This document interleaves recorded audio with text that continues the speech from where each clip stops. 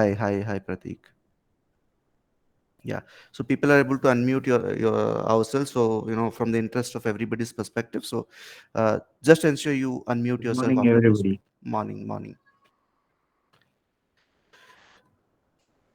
So we'll start. Feel free to interrupt me in between if you have any questions. So I want, I like sessions if we make it a little more interactive. Other people will join since it's already 11:02. So I'll start the meeting. Okay. So good morning, everyone. I am the founder and CEO of Zometric.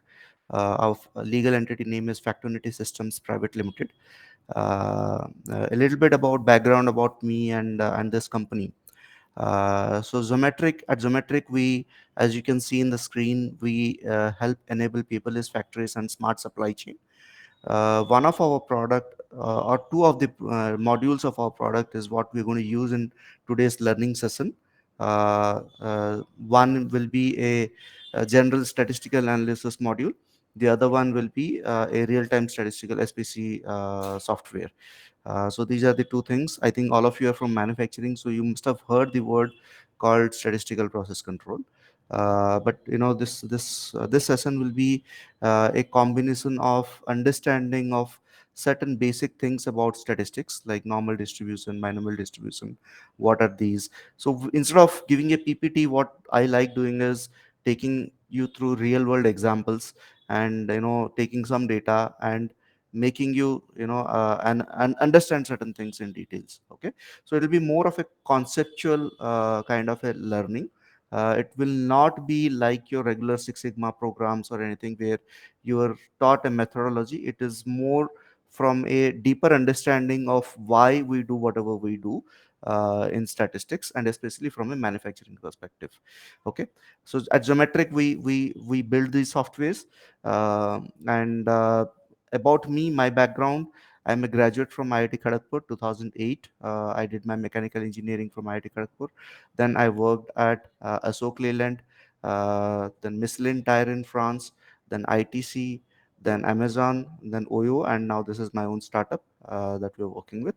Um, and throughout my journey, I have been a champion for any kind of process excellence, any kind of digitization in the manufacturing sector. So I've been, I've been into those kind of roles. Six Sigma is one of my favorite areas where I have been an early adopters in many of the organizations that I've worked. In fact, I had introduced Six Sigma into the work practices of those organizations that I've worked in. Not exactly calling it as a Six Sigma programs, but from the perspective of a thorough understanding of the principles, the statistical principles that is there, and then helping organizations solve those problems. So that's about us. So without wasting much time, I'll jump into the software presentation. Okay, so before we get into it, I am not sure how many of you had registered through the link that I had shared. So let me share my screen. If you had not shared, uh, so my name is Samvit, by the way. So from the name itself, you may not be able to recognize. So my name is Samvit. So hope you are able to see my screen. Yes. Yeah. Yes. Yes. I had put up somewhere.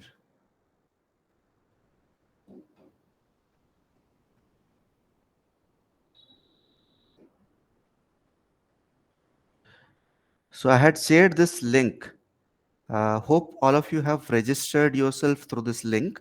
If you have registered yourself through this link, I'm putting this link again in the chat box.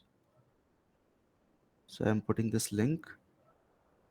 If you have not yet registered yourself, you can register from here.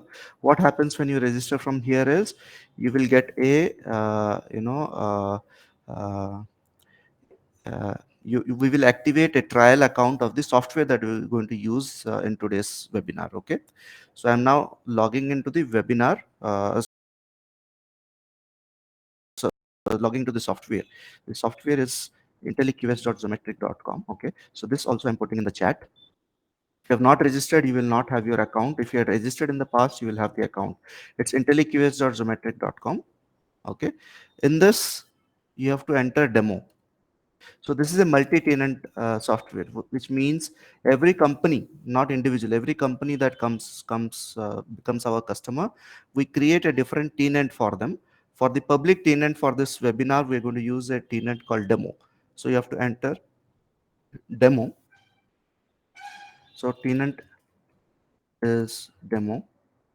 If again put that in the webinar in the chat box. So once I click on demo, it will ask me my username and password. Okay, this username for this demo session today is your own respective email ID that you have given in this form. In this form, whatever email ID you had put, that's the same email ID that you need to use for your login. Okay, since I have my, so it will be like, at the rate gmail.com, something like that. It will be your email ID. So you have to put your email ID. I'm just logging in from my account, and your password. mm, All of you have the common password. The common password is the username, your email ID. Okay, and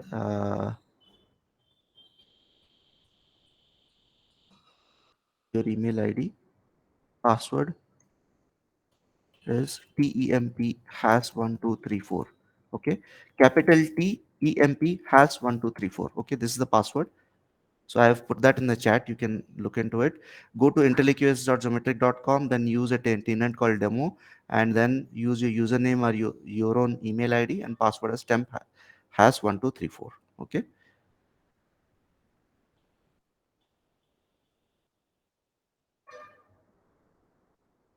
So I logged in into my account. Hope you are able to see my account. Okay. In Yes. this you will have multiple modules. Out of that, you will see two modules activated: real-time SPC module and statistical analysis module. User administration, you will see that you do not have access to this module. Okay. Uh, just say if any of you are able to log in, just say yes, Yeah. you were able to log in. Okay. So Samit, I'm unable to log in. you are not able to log in. What's your email ID, sir? Um, MECHRBP67 at gmail.com. It's Okay, Rajesh just Murugan just speaking. put in your email ID in the chat box. There is Yeah. somebody assisting me, Swajit. He will, he will check if account has been created for you. If you had not registered in the past, then your account is not yet created. It will get created in some time. Those who are not able to access, okay, don't use capital in your email. Only use small letter. Okay, yeah, don't use, just use your small, and you also put your company name along with your email ID, so that we can put it in our records. The company that you're working in, or if you're a student, your college name. Okay, so these are the two information that you need to put in the chat box if you are not able to log in. Okay, and like for example, in the chat box, I think Mr. Rajesh Murugan has mentioned capital M. Don't use capital, all small letter. Okay. Okay, so Swajit is assisting all of you to the chat. If you have any questions that you don't want to ask, you can ask in the chat box also. But feel free to interrupt me and ask question through voice, your uh, using your voice, and unmute yourself, ask your question, and then mute yourself back. Okay. So in this session, we are going to talk about some tools within the statistical analysis module and something in the real-time SPC module.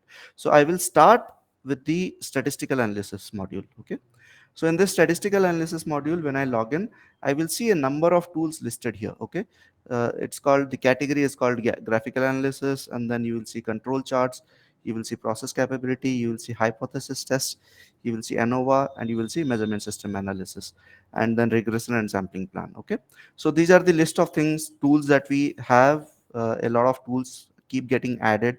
So maybe, now since we have activated account for you, you can use your account for next 14 days. If you attend another session, probably every 15 days I give some kind of webinar on some kind of learning topics. When you attend it, your trial will get extended. But remember, this is a tenant which is a demo tenant, so please don't use it for commercial purpose. You can use it, this tool, but there are two modules that we have activated, right?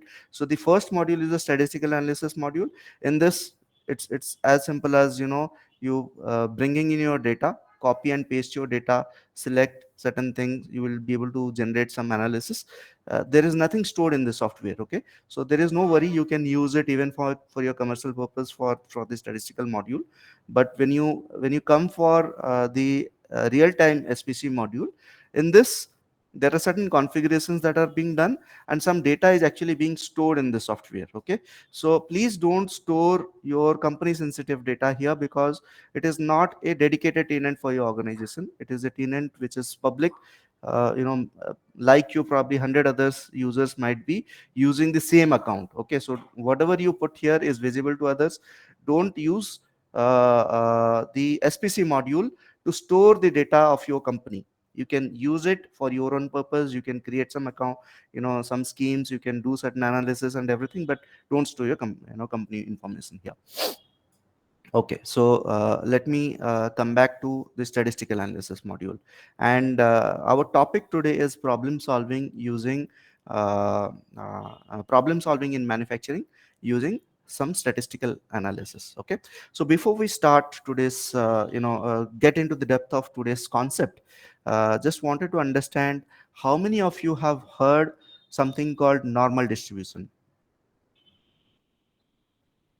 Let's make it interactive. Unmute yourself and speak, and then mute yourself back. How many of you have heard about normal distribution? No one? I have heard. Yeah, okay. Could you just start explaining what is normal distribution? Basically, we used to plot the data on the Bell curve, Okay. and if it is equally getting distributed from the center point, Hmm. both the side, then it Okay. is called normal distribution. Okay. Anyone else? Any other definition? Hello hello Yeah. Sir hello Yeah. Sir कहाँ पे login करना है sir login login का नहीं है detail chat में दिया है। आपको स्वजित उसमें गाइड कर देगा। आप चैट में देखिए, वहां पे आपको मिल जाएगा ये। ये टेनेंट देखिए, डेमो हाँ टेनेंट में डेमो डालना है, intelliqs.geometric.com है, ठीक है? वो सबको चैट हाँ में दिया है, आप चैट में देख लीजिए इसको। हाँ, yeah so our question was what is normal distribution. So normal distribution, देखिए क्या होता है कि मैं थोड़ा सा समझा देता हूँ। नेचर में बहुत सारी चीजें जो आप देखते हो, वो कुछ ना कुछ डेटा होता है, ठीक है? तो मैं अभी एक सैंपल डेटा लूंगा आपके सामने।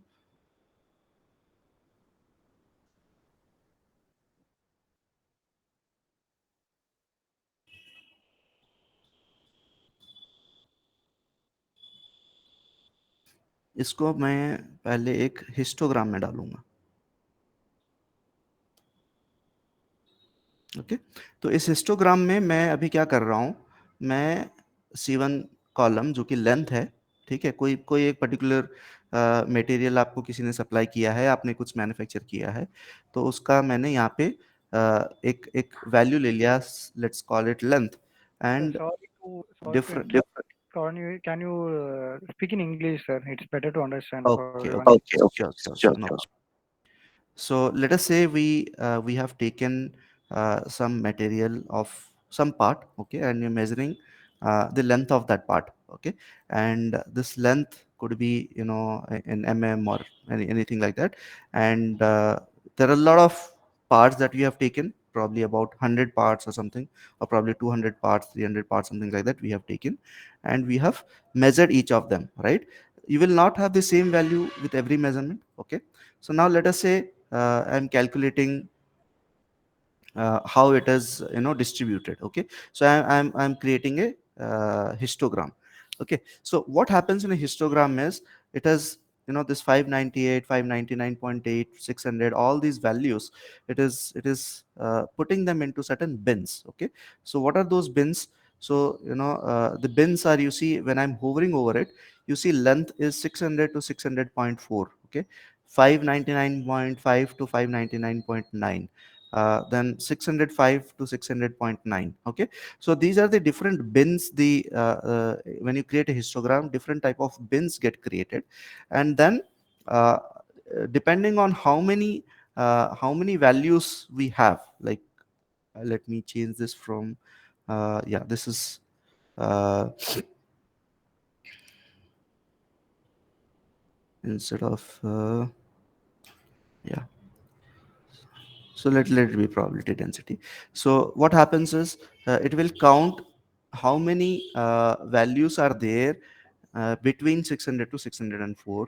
How many values are there from 599.5 to 599.9? So these are different bins, like, each bin has a zero point 0.4. Automatically the software has determined to take a value of zero point 0.4.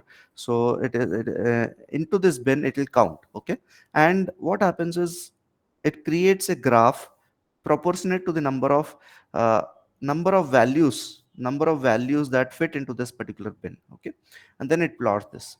When we plot this, you see there is a distribution. Okay, there is a distribution means what?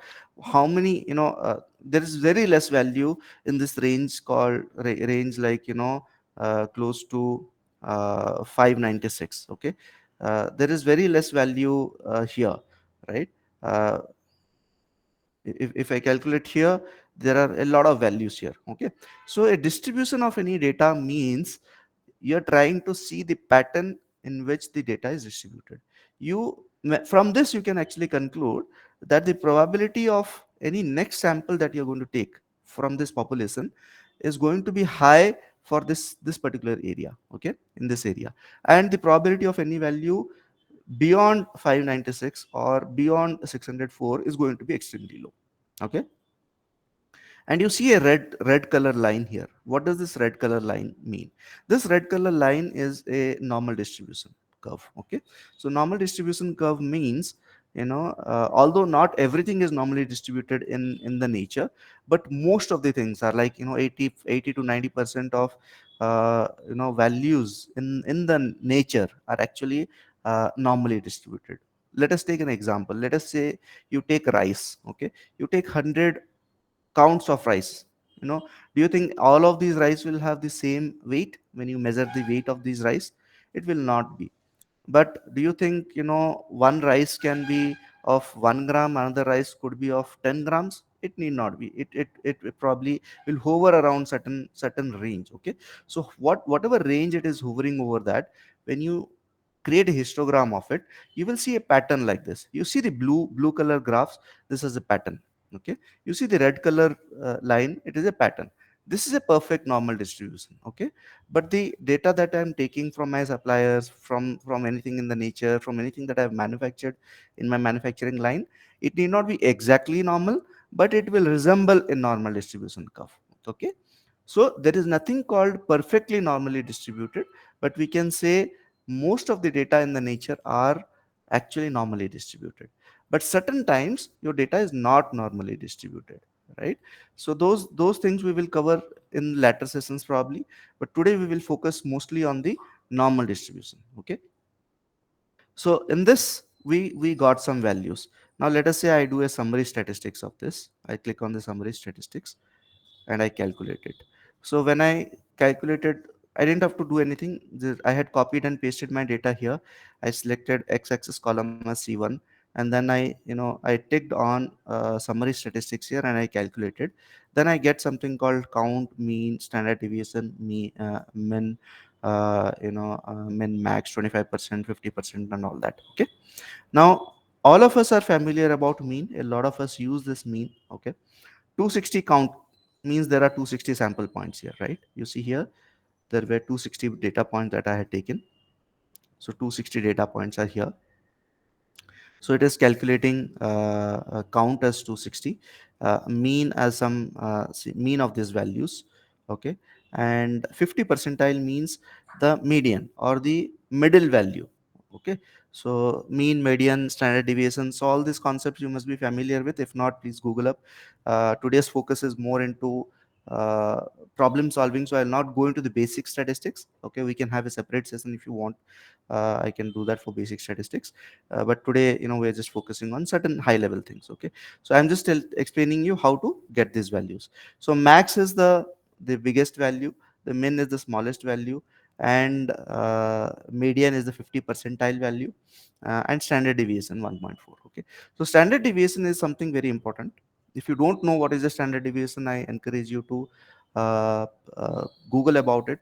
Standard deviation is something that you need to understand in order to understand further into statistics. Okay, so any kind of a normal distribution curve is dependent on two things. One is the mean, another is the standard deviation. Okay, so mean 599.88. Okay, so if you see the top peak value here, okay, it'll be 599.8805. That is the maximum value. Okay, that is the center value, the x-axis, that is the value where your normal distribution curve will have its peak. Okay, and 1.4 is the standard deviation. So usually when we represent a normal distribution curve, we start from -3 standard deviation until the +3 standard deviation. Okay, so this is the mean. So let's say the mean is 599.88. Then the curve that we start, it actually extends till -infinity and +infinity here. But from a practical purpose, since most of the data will lie between -3 standard deviation to +3 standard deviation, we typically create this graph from -3 standard deviation to the +3 standard deviation. Okay, so -3 standard deviation means I multiply 3 times 1.4. Okay, which will be 5.2 or something, and I subtract that from the mean 599.88. It will start from there and it will end at 599.88 plus 3 multiplied by 1.4. Okay, so most of your data will lie here. If your data is, a lot of your data is actually exceeding the height of the area under the curve of the normal distribution, or if it is, you see a lot of empty white spaces, then your data is not exactly normally distributed. It tends to be a normal distribution, but it is not a normal distribution. Okay, so this is about normal distribution. Now coming back to the question of what kind of a problems statistics can help solve in the manufacturing sector. Okay, so before we get into the statistics, uh, any kind of a organization, why do we solve problems?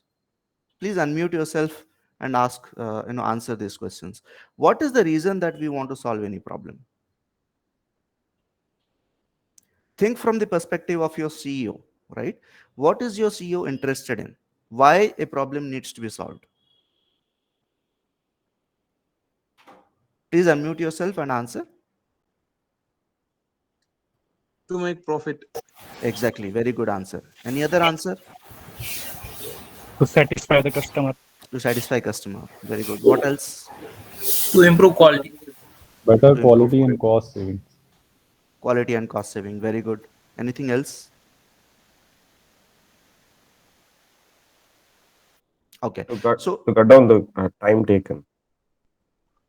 sorry, Time taken. To time. reduce We the need to time. reduce Yeah. reduce time taken. Okay, so all of your answers are correct.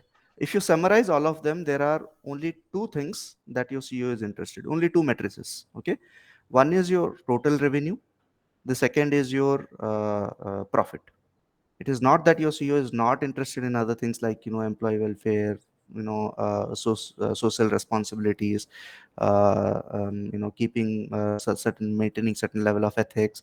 So all of those things, complying to the regulations, government regulations, being on the right side of the law. So all these things are important for your CEO, but your CEO will get fired if they don't do two things. Okay, one is if they're not generating revenue or not growing the revenue. Second, if they're not generating profit. Okay, sometimes in startup cultures and all that, profit is not that important, revenue is more important. But primarily, if you see 90-95% of the companies, they're focused on two agenda. Of one is the top line, which is the revenue, Revenue minus cost is your profit. Okay, so profit is the bottom line which they're interested in. Now, out of the revenue and the profit, is anything in direct control of your organization? Neither of them are actually in the direct control of your organization, because if your customer decides not to buy, then your revenue will not happen, right? And if your cost is too high, then whatever revenue you have made will be eroded as the cost, or probably the cost will become higher than your revenue, and then your company is running on loss. So neither profit, neither revenue nor profit is in your direct control. What is in the direct control of people within the organization is the cost. Okay, so cost is something that we need to take into account to ensure that whatever revenue we are able to generate, we are able to do, generate more. Because in a context like India, which is a price sensitive market, or anywhere in the globe, right, if you're too costly, then people will not buy things from you. People should perceive value for whatever money they are paying to an organization. So if you're able to sell something in the market, is also because of the cost. If you're able to make profit in the organization, is also because of the cost. Okay, so today's session we will focus on cost. Okay, now when we talk about cost, we also spoke about quality, right? So what is quality? Anybody would like to mention what is quality according to you? One line definition. Meeting the customer demand. Meeting the customer expectation. Yes. What else? Creating product within the Benchmarking specifications. standards. Benchmarking. Yeah.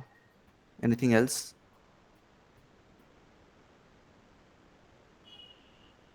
Meeting specifications. Okay, so these are simple examples of quality. Okay, now can anybody tell me, does the end customer ever give us specification? Does the end customer? No. Who gives specification? Manufacturer. Product development. Okay, so let us say I am an OEM. Okay, and let's say we are making automotive, any vehicle. Okay, let's say it's Honda car. Okay, uh, as a customer of a Honda car, we will have certain expectations. Some expectations could be like, I should get good mileage. I should the car should not break down. Whenever there is a bump in the road, it should not jerk too much. I will have expectation, right? If I want to overtake a truck, I should be able to accelerate my car. These are all expectations of the end user. Okay, but you see a lot of specifications are flying around in the industry. Why do specifications, what is the need for creating specification? Anybody, please be interactive. Answer. Why do we To be need to create specific, it? Yeah, to be specific, to be specific. Yeah, what else? To align with other parts. Align with each other. Yeah, to standardize. Okay, Yeah, correct. because if we don't have specifications, we don't have measurements. If we don't have measurements, probably there are 500 people working in a company. We don't know, for person A something is good, person B something else is good. In order to standardize what we manufacture, we create specifications. Okay, and the specifications are created in a way that if it is wrong, right, basically. Okay, one more question before I go further. Is a specification that is too tight good, or too loose is it good? Or should it be rightly specified? Answer me with the should be logic. should Yeah, be rightly Rightly specified. specified. rightly specified. Why should it be rightly specified? If it is too tight, what happens? If your specifications limit are too tight, what happens? You may not able to meet the We specifications. may not able to meet the specification, and then we will have a lot Cost of of rejections. Out of cost of control. qual cost of quality control will be high. So Exactly, very good. So cost of quality will increase. That is the perfect answer. If the specification is too loose, what will happen? quality of the product will get hampered. So customer expectation will not meet. Okay, Yeah. so the ultimate thing is customer expectation. Okay, so if your specification is too wide, your customer will not be satisfied. Okay, so for example, you're buying a pen, everybody uses pen, right? If the cap and the barrel of the pen are not fitting well. If it is too tight, okay, means the specifications were not set right. If it is too tight, you don't like it. If it is too loose, you don't like it. Okay, so either way, you don't like it. You like it when it is perfectly fitted. Okay, so we always want that level of perfection, which comes with certain level of certain tightness in the tolerance. Okay, when things are costlier, when things, when the expectations are, when the customer is very finicky, then the specifications become narrow, right? But when you narrow the specification, it comes as a consequence, as the consequence of that usually is the cost goes up. Okay, so now let us look into another tool called out of spec estimator. We have, see here, there is a trick you can in the software. I You see this breadcrumb, right? You click on the statistical module, you will come to the home page. If you want to look up for something, say Control F and out of spec specification. Okay, so out of spec estimator, I came in here. So now, since we started discussing about quality, we will talk about specification. But before that, can everything be specified? All customer expectations, can they be specified? Cannot be. Cannot be. Examples?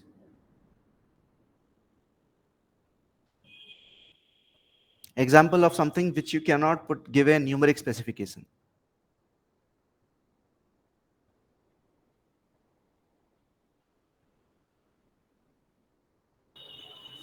Taste, flavor.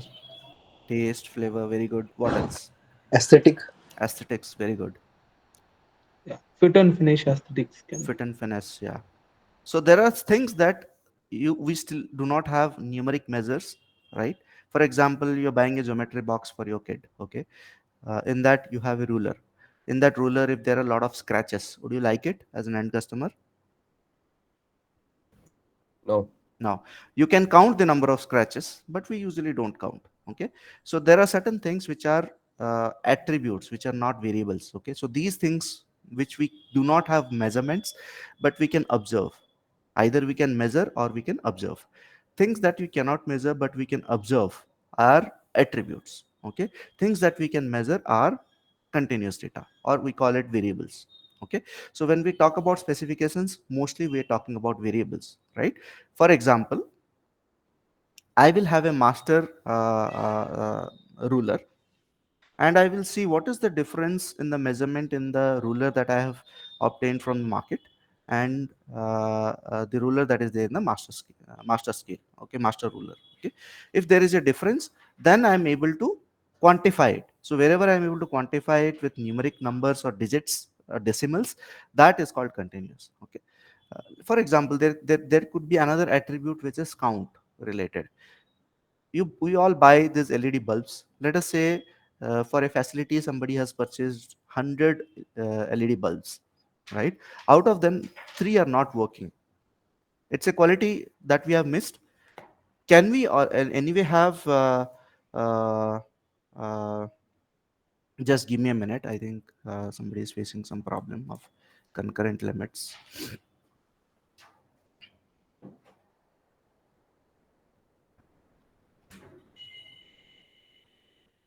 So concurrency limit had exceeded, so I'm just increasing it. Okay, great. So Ajit, just check if people are able to log in now.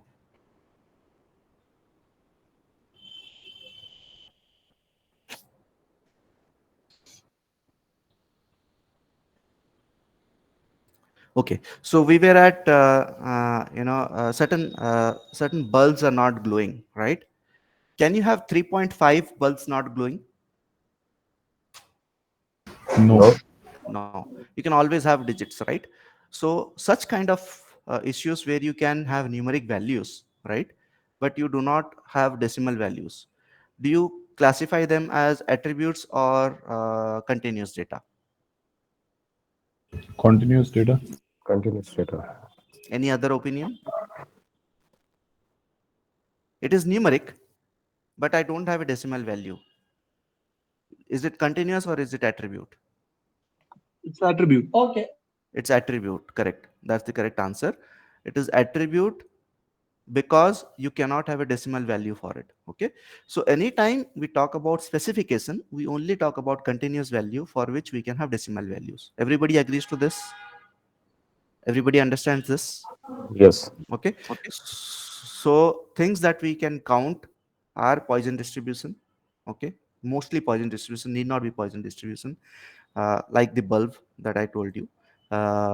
Sorry, these are called binomial distribution, which means each part, whether it is good or bad, right? It's two outcome. Each part, it is either good or bad. So those are called binomial distribution. Then there are certain things called Poisson distribution. An exact example of Poisson distribution is, uh, let's say, I'm manufacturing paper. Okay, paper is manufactured in continuous fashion, right? uh, and I am taking, let's say, 1 meter of paper, and I'm trying to find out how many dark spots are there. Okay, so where I'm taking a certain length of paper or certain opportunity area, right? Opportunity here is 1 meter of paper. The opportunity can be changed, like for example, I can have 1.5, right? So where the opportunity is changing, that is called, that typically follows Poisson distribution. Okay, can you measure, like, your sample size of bulbs glowing or not glowing? Can it be 10.5? No. Opportunity cannot be 10.5, right? So those Yeah. typically fit into binomial distribution. Okay, when we talk about binomial distribution, somebody is aware of SPC. If you're not able to understand, we'll cover those in the future sessions. So wherever we see binomial distribution, we use P chart or NP chart in SPC, and whenever we see Poisson distribution, we use U chart. Okay, U chart or C chart. So that's just for information, those who have understood little advanced things.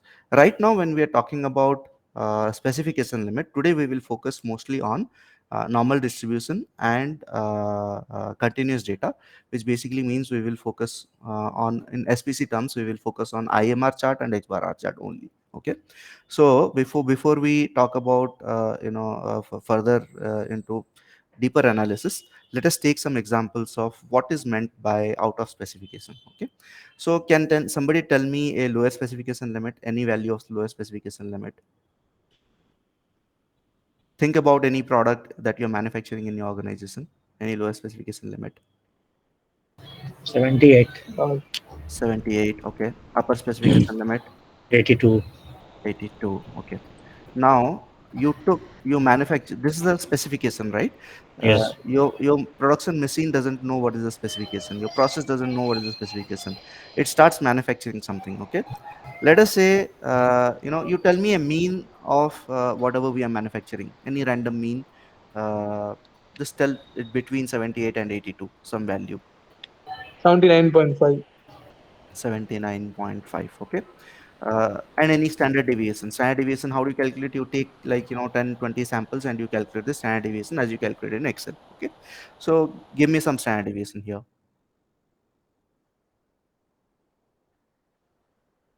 Okay, let me take it.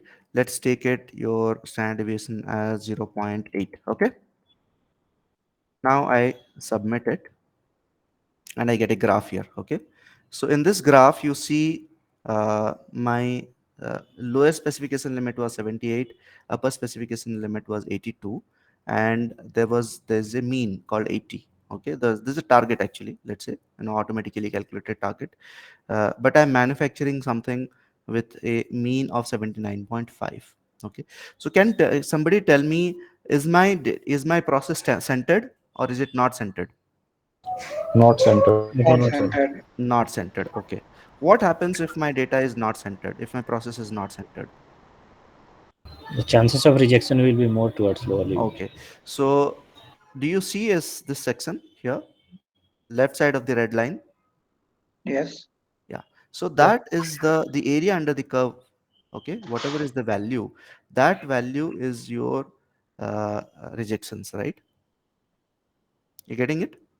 This is something that you have to reject. You have to sort this quantity out before sending it to your customer, or before using it in your further processes. Everybody agrees? Yes. Okay, so this rejection, is it a cost to your company? Yes. Yes. Does this cost yield any additional revenue? No, this will not No. really listen again. Sometimes, if you are able to send it in seconds or scrap value, but basically you're not going to get the full value, right? So that means everything that I'm manufacturing out of spec is a cost to the company, which is basically sub-optimized. Okay, my company is losing money every time I'm manufacturing out of spec. Okay, now somebody will say that, look, in order to improve quality, my cost has to increase. Is that true? Yes. Is it always true? Yes is the right answer. Is it always true that my cost has to increase to reduce my defect rate? Is it always true? Uh, Not completely. Yeah. Can you tell me what I need to do? Okay, what I need to do here to reduce this cost by improving quality? Now this is a very contradictory statement, right? Now improving quality of my organization, but by reducing cost also simultaneously. What should I do? Certain values are given here. What should I do to reduce this value? Now before you answer this, let me explain certain things in the right side. Okay, here it has calculated my, it has LSL, USL, midpoint, mean, standard deviation, whatever we have given, it has given here. Okay, and it has calculated a less than lower specification limit, greater than upper specification limit. Okay, so these values are already given here. Okay, uh, this percentage, okay, in unit percent, 3.129, okay, is the current rejection rate. Because if I do a sorting, if I use a go no go gauge, I will sort 3.129% out, and most of them are on the lower side of specification, not on the upper side of specification. Okay, on the upper side of the specification limit I only have 0.089. Probably you can ignore it also. Okay, but most of the out of spec is on the lower side. If I have to reduce this value from 3.04 on the left to less than it, what is that I need to do? Reduce the spread, standard One, deviation. what else can I do? Reduce the spread. What else can I do? To define a control limit. That is not the end result. You might need to do it to improve it. Your answer is not wrong, but I'm looking for a little more accurate answer. There are two things that we can do. One, somebody Process more answered is center. more centered. Yes. So there are two things we can do. There are two ways you can reduce this. One is by centering it. The other is by reducing the variation. So the first and easiest thing is to try to center it, because all that you have to do to center it is, uh, you know, uh, uh, put it in the target, close to the target. Okay, so this value, what, 79.5, if I have to center it, let's say I do the setting change, I may not be able to achieve 80, but can I achieve very close to it, like 79.998? Can I achieve this? Okay, so Yes. let us see what happens if I change this value. So it is almost centered, it is not centered here. What happened to the total ppm? It was 3 point some percent is right earlier. Now it has become True. True. 1.24%. Okay, but you see, by centering, two things happened. One, my lower specification limit, less than lower specification limit, the ppm level reduced faster, right? It was, some 3.4% here. It reduced to 0.66%, but on the upper side also certain things increased. Why? Because when you just shift, okay, and you're making it centered, you get some value. Okay, but since your spread is higher than what you need, you're still getting certain ppm level. You have still achieved it. Have we improved by centering? Did we improve? Yes. Is it good enough? Yes. Is it good enough? Yes. Yes. It's not good enough. We improved, but it's not good enough, because we still have 1.224%. 0.6% is out of spec is there. Okay, so what I need to do next in order to reduce my variation further, or reduce this rejections? When I talk about rejections, I'm talking cost of poor quality. Okay, so this is poor quality. I have certain cost involved, because I have to sort this out and scrap it. uh, I will only get the scrap value, I will not get the full value. uh, what do I need to do to reduce this cost further? I have to reduce from 1.24 to further down. What do I need to do? Probably I can try, little more. I make it 80. Okay. 1.24 became 1.242. Just by changing my settings without changing my standard deviation, can I reduce my cost further? Further cost reduction, is it possible? No. I don't No. think so. Yeah. So remember, when you're operating at the midpoint, that is the best you can do to reduce your cost of poor quality for that particular parameter. Okay, for that particular test or the the specification. This is the best you can do if you're centered. Okay, but you can do still better if you reduce the standard deviation or the variation in the process. Okay, Right. let us say it Yes. was Yes. 8.8. Now from zero point 0.8 I reduce it slightly. Okay, I found out what are the contributing factors in the variation in my process. I tried to reduce it. What happened? This reduced further 0.427. Yes. That is the total out of spec. Yes. I reduce it further. Now what happened? It reduced further. Okay, 0.086. Let us say I reduced even further. Let us say I made it 0.4. It becomes close to zero, almost zero. I think we have. It is not zero exactly.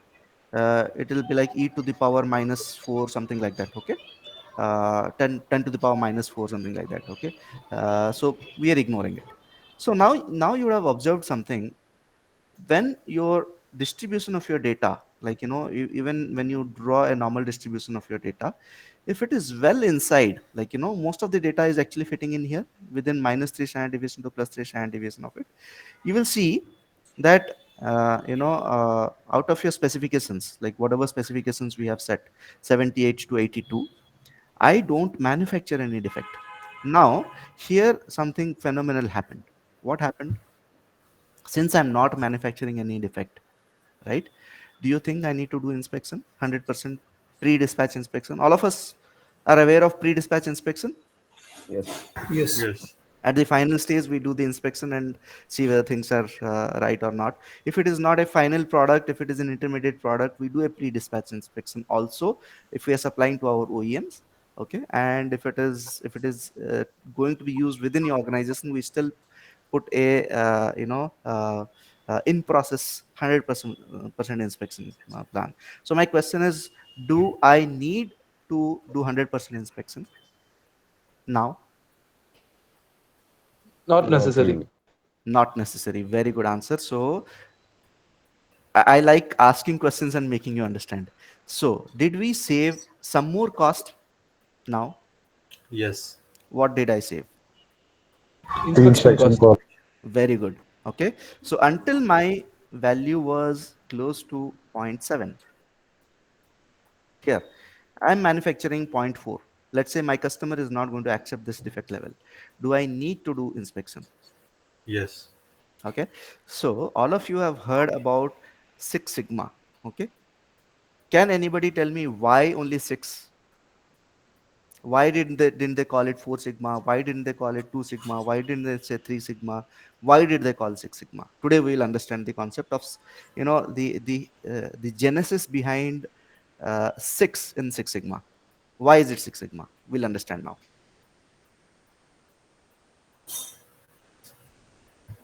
Why is it 6 sigma? Anybody? I think that covers 99.99% of certain percentage of data. Good answer. So it is Anybody like else? uh, 6 standard deviations away from the center data. Yeah, yeah. So let me explain. Okay, so what is the specification? So we have given 78, 82, and 80. 80 is my midpoint. What is the distance from 80 to 82? 2. What is the distance from 80 to 78? 2. 2. Okay, so I have 2 as a value. It could be centimeter, it could be Celsius, it could be anything, any unit. Okay, I have a distance of 2 from my center line as my scope for variation. That's called scope for variation. Okay, so when I say scope for variation, when I'm manufacturing, I will have certain variation in my process. variation can never be made zero. Okay, let's accept it. Even if I'm making Chandrayaan, okay, uh, I want everything to be perfect, I still cannot make variation zero. Variation will be there, friction will be there, variation will be there. Okay, so it's a must, but variation can be reduced. So what happens when you reduce your variation is, this is 2, right? Okay, so you divide 2 by 3. 2 divided by 3, how much is that? Can somebody tell me? 0.66. Point. 66. Yeah, 2 divided by 3 is 0.66. So when I have a value, when I have a standard deviation threshold of 0.66, I still make some some part of it is actually 667 or something like that. Okay, you see 0.271 or something, you got it. Okay, if I if I if I have if my process is running at 3 standard deviation, means the standard deviation, whatever value of standard deviation I have, if I multiply that by 3, I get my one-sided distance. Okay, so that is 3 sigma process. This is my sigma standard deviation. If I multiply 3 with that, I get how much? 2. If my specification limit from my target is 3 standard deviation away, okay, I I get a ppm level of 0.271. If I subtract that from 100, what will be the value? 99.8 something. 99.73. Okay, 99.73. 99.73% of your manufacturing will be within specification if I'm operating at 3 standard deviation. Okay, at this level or above, okay, I need to do, I need to do inspection. Okay, most of the people do not accept a ppm level beyond this, most of the process. Okay, so here there is a must requirement. Okay, now if it is a very very critical component, I don't want this also. Okay, if it is not so critical component, I'm okay. So at 3 standard deviation, you can start deciding whether you need to inspect whatever you are manufacturing or not. Okay, but if you reduce your variation further to half of it, to half of it, so what will be the half of the standard deviation?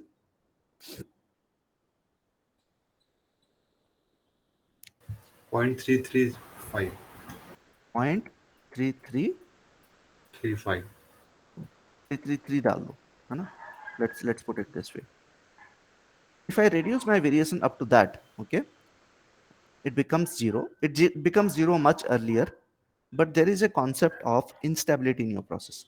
If your standard deviation is so low, if your standard deviation is so low, even if my mean gets shifted slightly, okay, slightly towards this, okay, there is a 1.5 standard deviation shift, which is possible if your process is not perfectly stable. Okay, I will still not generate defects. Let's see that by an example. Okay, let us say my mean is 80 here. Okay, what is my standard deviation? 0.33. Let us say I shift during my manufacturing. I cannot ensure perfect stability at the target. I can still go somewhat towards the right. So let us say I move to 0.333. Okay, 80.333. I added. So it got drifted, okay, to 1 standard deviation. Right? It is not centered, right? But did we generate any defect? No. No. Let us say 1.5 times 333. Can somebody do a calculation and tell me what will be the value?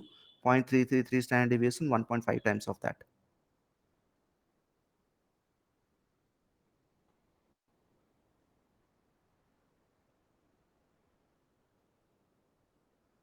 0.49. 0.4. 0.49. Okay. Did I generate defect? No. No. So up to 1.5 standard deviation, I'm not generating defect. Let us make it, let's say 80.8. Did I generate defect? Yes. Yeah, we started generating defect. Okay. So when you are operating at a 6 standard deviation, you can actually relax. Okay, even if your process is drifting from the target up to 1.5 standard deviation, you still do not generate any defect, and there is no need for you to do 100% inspection. Understood the concept behind 6? There is much more to the 6, but the primary principle of 6 in the 6 standard 6 sigma is that even if if you are able to achieve a standard deviation which is 1/6 of the one-sided distance, okay, one-sided distance, not the entire. Sometimes people make a mistake out of confusion that they do upper specification minus lower specification and then divide by 6 to find out the target's standard deviation. Okay, it is one-sided from your target to upper specification or target to lower specification, whichever is the less distance. I will take that distance, divide it by 6, and try to achieve a standard deviation less than that. Okay, or equal to that. If I'm able to achieve that, I don't need to do inspection. In automotive, we call this as direct online. How many of you, any of you have heard about direct online?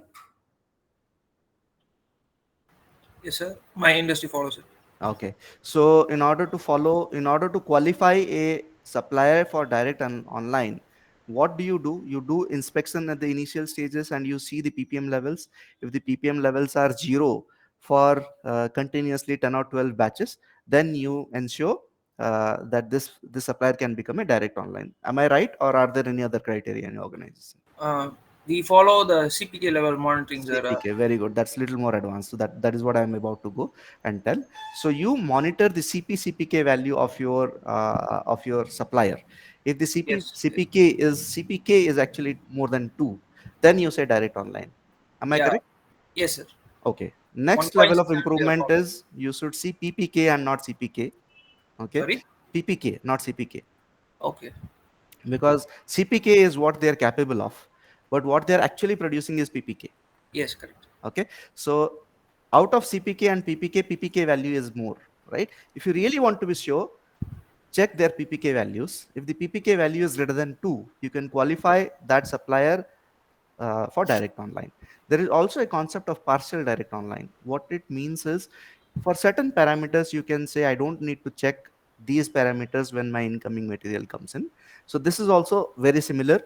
You check for different parameters, different, critical to quality parameters of your part or component that you are getting outsourced manufacturing. And for certain parts, if their PPK levels are greater than 2, you don't need to check them, right? But probably you need to do audits, in process audits, right? Through third party, yourself, go and check at the supplier end while the things are being manufactured, is the PPK level for those parameters more.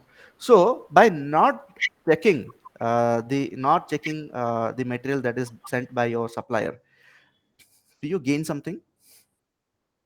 Do you save The something? cost of poor quality, that is appraisal cost, gets reduced. Appraisal cost comes down, right? So very good. I think that we have a very smart and knowledgeable team today. So your appraisal cost comes down. So by improving quality, again I ask the same question: do you think always your quality cost curve, let's say, let's google up what is quality cost curve. Okay, let's take the the first image that I am seeing here.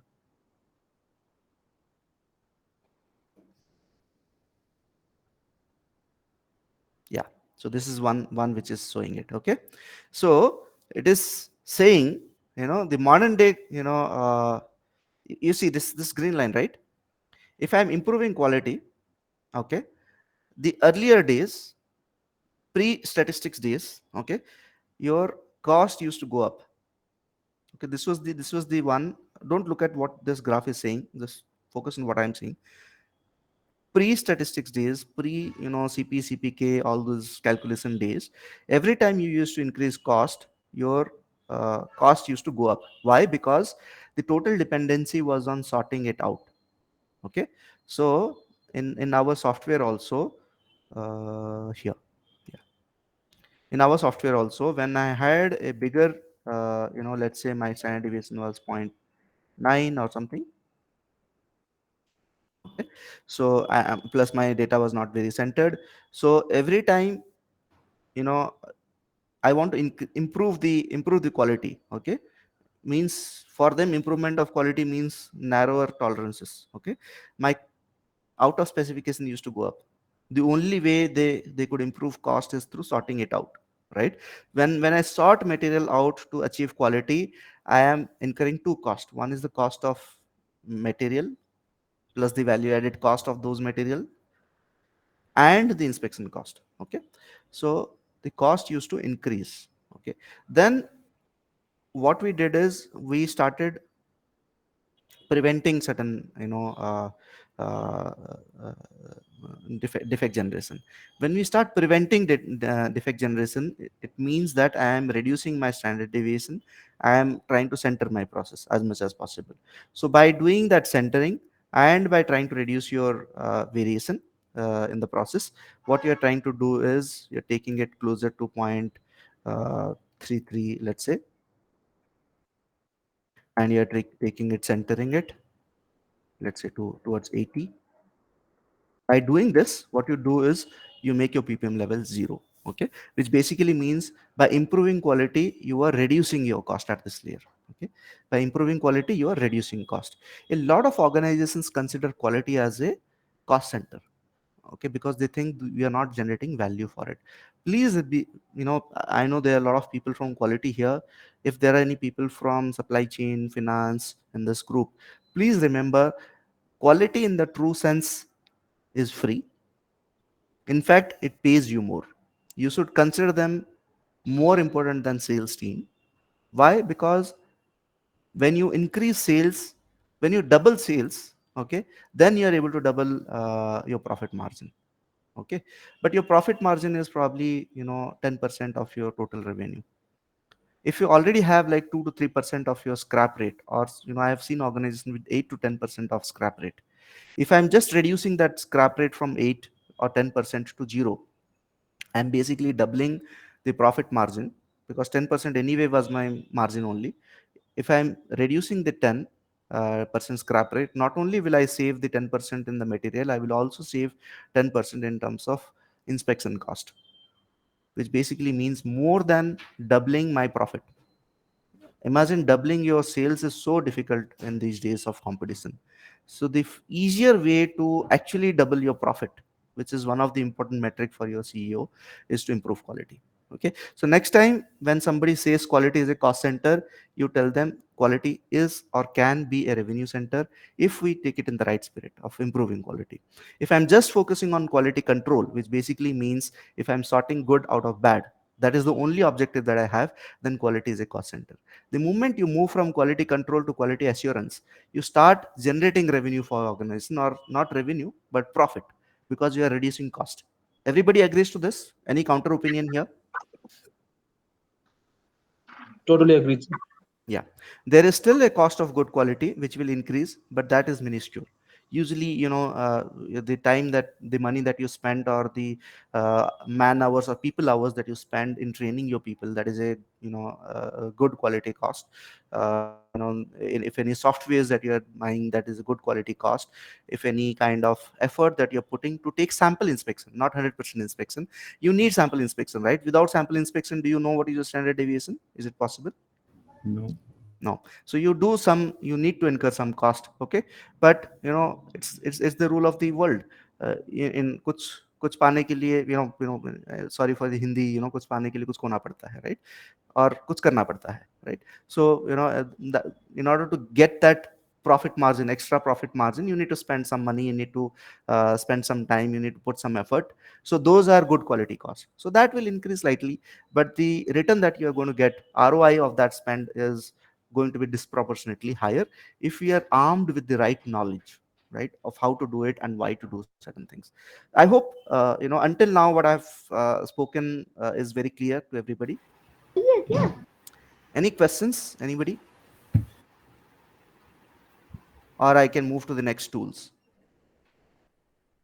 I think we can move to the next tool, sir. No Okay, question. thanks. Okay, so we understood, the relationship between the first line of our presentation, which was understand the relationship between variation, ppm, and cost of poor quality. Okay. We also discussed in brief about type of data, continuous, discrete, categorical, and applicable analysis. We will go get into the depth of these in the subsequent sessions. We also understood a little bit about types of distribution, which is normal distribution, binomial distribution, Weibull distribution. We did not talk about. Anybody has any idea where we use Weibull distribution?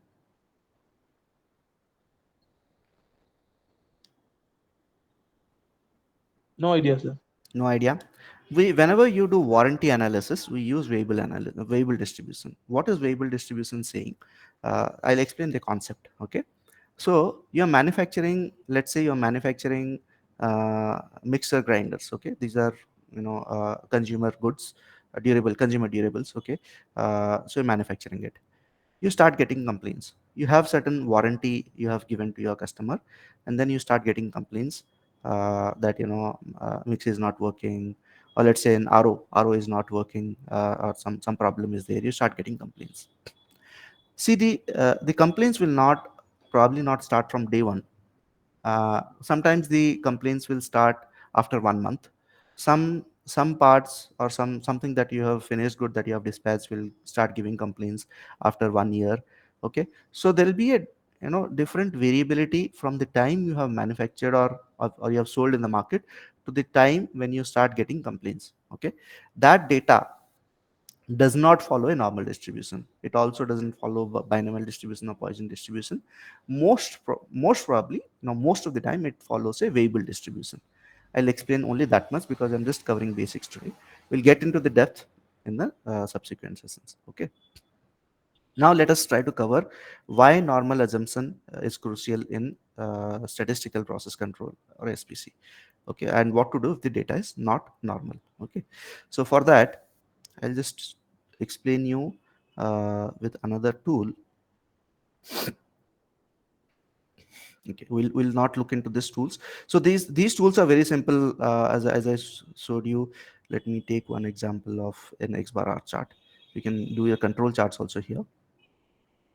After that, I will answer that question.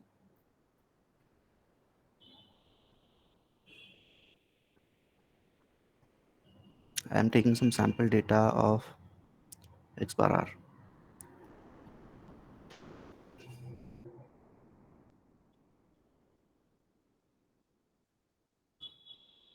Don't understand what is an Xbar-R? Don't worry. We'll have separate sessions for them.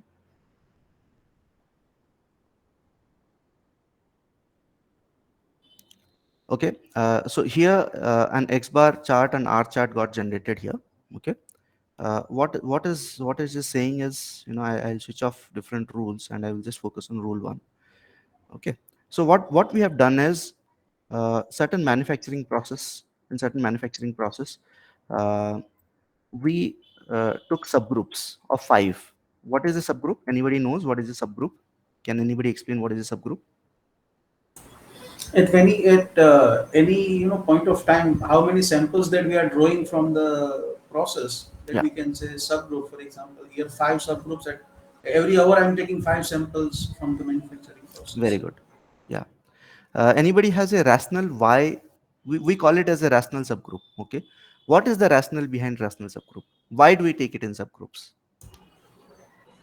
May I, sir? Sorry. May I answer, Karu, sir? हाँ करिए sir. Yes, sir. Basically, the concept of this rational subgrouping is for there are 2 types of variation, like within subgroup variation and between subgroup variation. So when we are taking it in a sample, for example, अभी मैंने ये 5 sample, I have taken these 5 samples at a single point of time. At that time, within this 5, I'm expecting a less variation. Exactly. But when I'm taking another the second sample, at that time I may expect between sample variation may be high. I think that is the rational subgrouping concept. Sir, perfect answer. Are you a Six Sigma, some belt? Sir, I'm Six Sigma black belt and I'm also trainer and consultant, but I was eager to learn, too many things. So I just joined this program, sir. Sorry, let me see your name. Very few people. Hiren Kakkar, sir. Yeah, it's Hiren Kakkar. Hiranji. Okay. Yeah, we interacted yesterday. Okay. Yes, sir. Very few people answer the way you answered it. Okay. So everybody understood what Hiranji said? Did everybody any questions? Maybe you can ask Hirenji is a expert in statistics, so he can also answer you this question. Did you understand what Hirenji said? No, no, sir. Okay, okay, I'll explain a little bit. Okay, uh, you see, there are two reasons why we take subgroups. One is what Hirenji said, that when you're collecting samples from a very short span of time, let's say within a span of 1 minute, 2 minutes, 5 minutes. Okay, if I'm continuously manufacturing something, I take consecutive parts. Okay, during that period of time, do you think there could be change in the settings? The probability of change in setting, something getting loose, something, change in the batch, change in the person, do you think that is going to happen? No. No. Very low No. probability, right? Very, very Very low less. probability. Okay, if I'm taking five samples, like say, let's say five consecutive samples, if not consecutive samples, within a very short span of time, and I'm taking another sample after half an hour, during these half an hours, do you think there could be some special cause got introduced, like for example, setting got disturbed on its own, somebody, some operator came and Change did it. a small setting change, some batch changeover happened, or some breakdown happened, some electricity fluctuation happened? Do you think these things are probable? Yes. Yes. Yes. So that is the difference between, when you say within a subgroup. Okay, I don't have these external factors. Do you agree? Within the five Yes. samples, if I'm taking five Yes. samples within a subgroup, I do not have external factors Correct. influencing my variation. So Yes. the variation within a subgroup is called within subgroup variation. Okay. Okay, when I have, like for example, at this point of time, I took some sample, five samples, I took another five samples here, I took another five samples here, I'm plotting the mean of those five samples here. Okay, that is the mean. Okay, this is the mean, this is another mean, this is another mean. So there are different means I'm plotting. Okay, suddenly you see one value is coming here. Okay, the entire five values mean is suddenly changing it. Yeah. X bar R chart, जो कि which is the most popular chart in SPC, is actually one of the reasons why we take subgroups. Is we are able to separate out variation within a subgroup. Okay, that is there in your R chart. Okay, within a subgroup. Okay, and between a subgroup. Between matlab means between these two subgroups. Okay, between these two. So your process was running at this average, the center line. Okay, this is where it was operating. Suddenly something went wrong, suddenly something changed during these two periods. I'm like, from this point to this point, something got introduced, some external factors happened, some fluctuation happened, we got this value. Okay, so that is one reason we are able to between segregate between two type of variations, a within subgroup variation and between subgroup variations. Is it clear now? Okay. Yes. Okay, so that is one of the Yes. reason why we take subgroups. There is another very interesting reason why we take subgroups. Can anybody answer that? Based on the number of samples, Based on number we of take subgroup. samples, yeah. So there is another interesting reason why we take subgroups other than the difference between and within and between standard deviation. How many of you have heard about central limit theorem? No. Except Hirenji, I know he knows. So what happens is, if your data is not normally distributed, we will explain those little more depth in another session, but just to give a hint, if your data is not normally distributed, okay, and you take data in subgroups, then it tends to become normal. What it becomes? It tends to become normal. So that is another reason why we take subgroups. If there is slight non-normality, according to central limit theorem, instead of taking individual values, if I take mean of certain number of values, okay, and try to plot it, it becomes normally distributed. Now, so now that brings me to the concept of the importance of normality for our SPC and other general statistical analysis. Okay. Now, ये clear है ना? There are two reasons. Can somebody repeat what are the reasons we take subgroups in X bar R? To remove the external factors Yeah, and to make the abnormal data, if it is, to make it a normal data, normally perfect. distributed data. Perfect. So just little bit correction on the first point. We don't remove the external variation, but we are able to isolate Yeah. variation between subgroups and within subgroups. That is the one we do X bar R chart. So if you have a variable data, the best thing to do is X bar R chart. But if you're not able to do X bar R chart for various reasons, right? The one reason could be the inspection cost is very high, right? Then what you do, you take I-MR chart.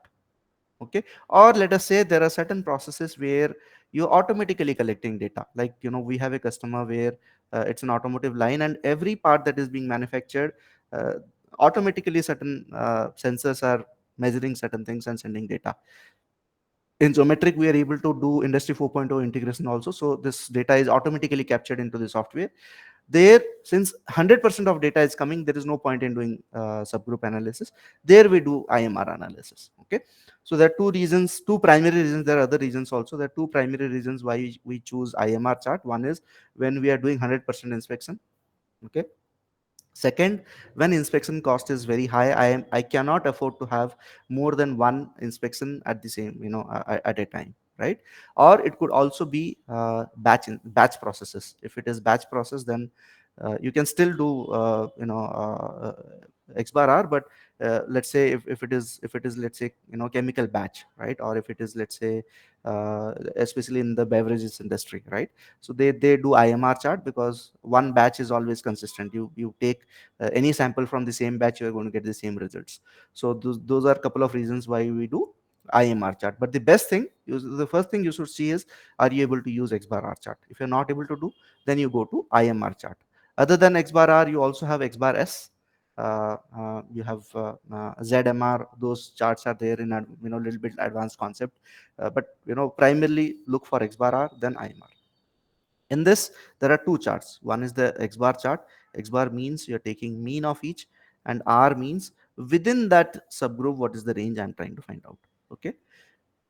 Now, in this, there are 8 Nelson's rule, right? You can Google for Nelson's rule. Okay.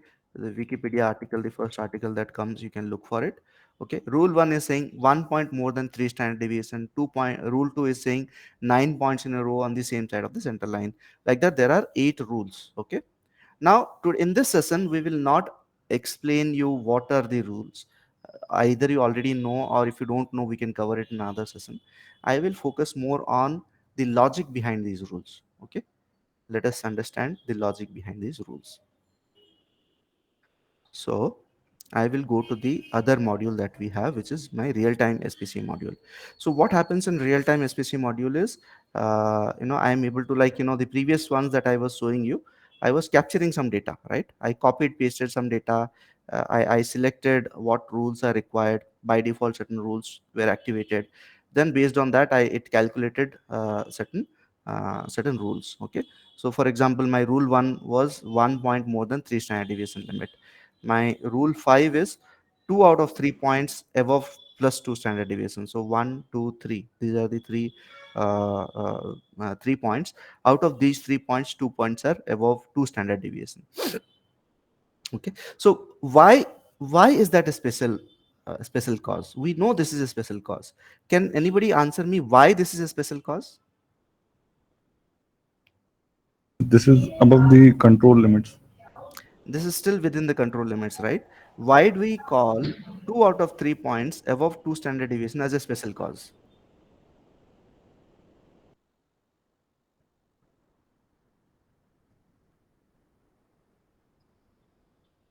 Anyone? Uh, they are not like inherent. They appeared unexpectedly. Very good. Unexpected. Okay. Can you tell me a little more mathematically why it is unexpected?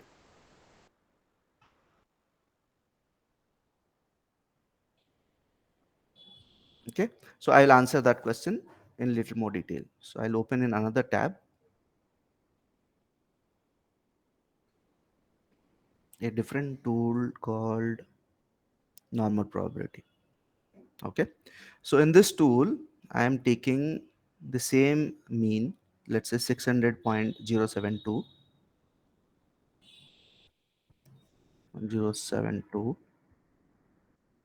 and I'm taking a standard deviation which is approximately one third of this.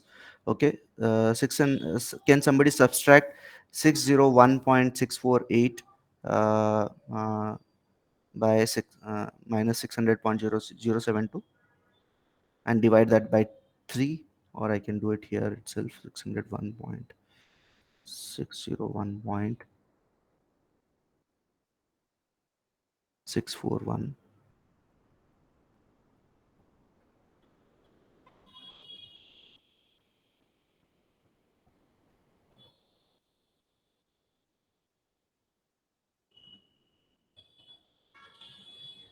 600.072, 600.072.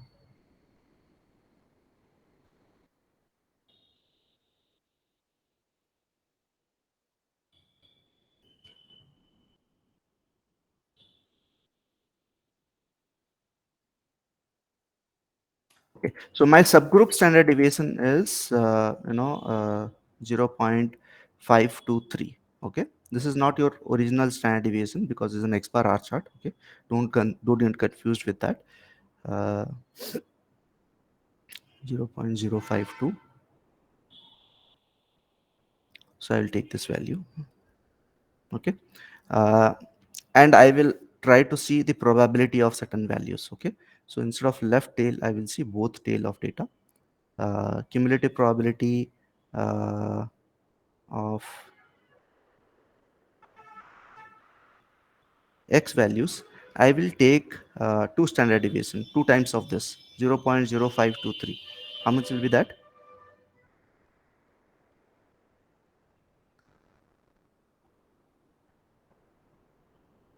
1.046. 1.046. So let us assume it is 600. Okay, just for sake of simplicity, I'll keep it this way. So I'll take two standard deviation from 600. Okay, so what will be my right value if I add two standard deviation to 600? What will be my right value? 601. Yes. Okay, two standard deviation from the left side, what will be the value? 599. Hmm? 599. 599. Okay, instead of probability I will say x value. So you see I generated a graph here. Okay, it is saying the probability of any value to the right of 601 is going to be how much? 0.023. In terms of percentage it is only 2.3%. Okay, similarly any value less than 599 is again going to be 2.3% only. Okay, so there is only 2.3% probability of any value coming to the right of this or towards left of this. Okay, so when I'm saying 2 out of 3 points, okay, what percentage is that? 2 out of 3 points is how, what percentage? 66. 66%. What is the probability of any value coming here? 2.3%. Correct, no? Yeah. So if I look at my X bar R chart, this is my two standard deviation limit, Okay. upper 2 sigma limit. Any value, probability of any values coming in this region is what? 2.3%. 3%. How many, what percentage I have seen between these three subgroups? 66%. Huh? Do you think this is usual or unusual? Unusual. So this is the reason why rule 5 is there. Okay, similarly there is rule 6. Okay, so what is rule 6? 4 out of 5 points above plus 1 standard deviation. What are those 5 points? I took 1, 2, 3, 4, 5. Out of this 3 I'll ignore. Okay, probably 1 standard deviation line I have not shown, but let us assume it is somewhere here in between. Okay, but let's say I look at this point, 1, 2, 3, 4, 5. Out of these 1, 2, 3, 4, 5, 1, 2, 3, and 4 are above my one standard deviation limit. Okay, so that is why rule 6 is coming. So let us understand this here. So instead of 2 standard deviation, I will put 1 standard deviation. So what should this value will be? 599.5. 599.5. Very good. And this value should be 600.5. 600.5, right? Everybody understood this? Anybody who didn't understand in the group what we just did? Since my standard deviation is 0.5, I am adding 1 standard deviation to 600. Okay, and that I am putting as my x right value. So that is 600 plus 1 multiplied by 0.5 is 600.5, and 600 minus 0.5 is 599.5. Okay, everybody clear, or anybody has a doubt? Nobody has Yes, doubts, sir. right? Okay. So when I calculate it, I get a little different kind of a chart here. Here I am getting P right is 0.159. If I look at it in terms of percentage, what is the percentage that I'm talking about? 15.9% probability. Okay. So any values above my one standard deviation limit, I have a probability of 15.9%, close to 16%. Correct? No? Here also I have close to 16% probability. Everybody agrees to this? Yes. 16% on the right, 16% on the left. Okay, so I will look at it only on one side. So 16% is my probability. But when I'm looking at rule number 6, I've set it as 4 out of 5 points above one standard deviation. What is 4 out of 5? What percentage is it? 80. 80%. So where is 80%? Where is 16%? Do you think this is normal or abnormal? Abnormal. So all the 8 Nelson's rule are different type of coercions or different type of things that were unlikely to happen. Unlikely. Okay, when you observe something which is unlikely, either manually or through statistics, what is that you should do? These are all abnormalities, right? Establish a control. Take action. Take action. Very good. So take action to do what? To control the variation. To bring it, to stabilize the process, to make it, abnormal ka Normal. opposite of abnormality is normality, right? Normal. So you have to make it normal, right? But there is one fundamental problem in the entire thing, one fundamental assumption. What is the assumption here? Any kind of control chart, there is an assumption. Within specification limits. No, it can be out, see, control chart is not aware of your specification limit. This is control limit. Okay, control limit Control limit, means, yeah.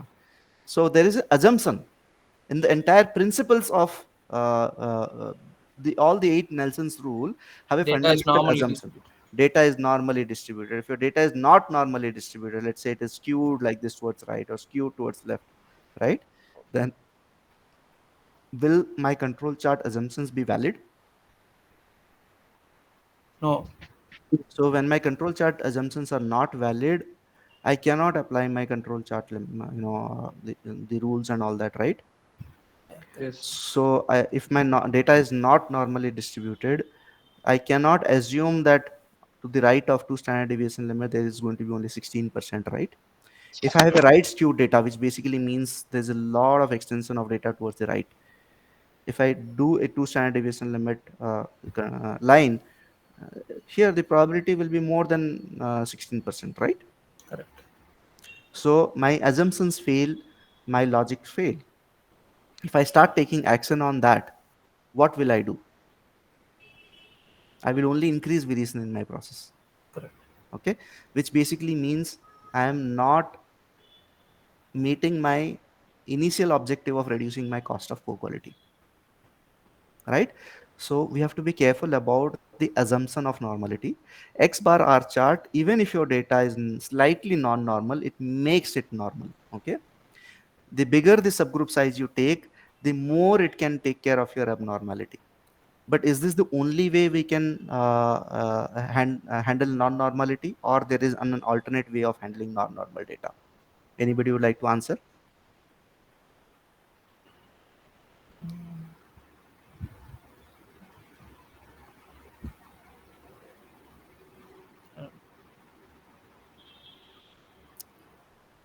Yeah,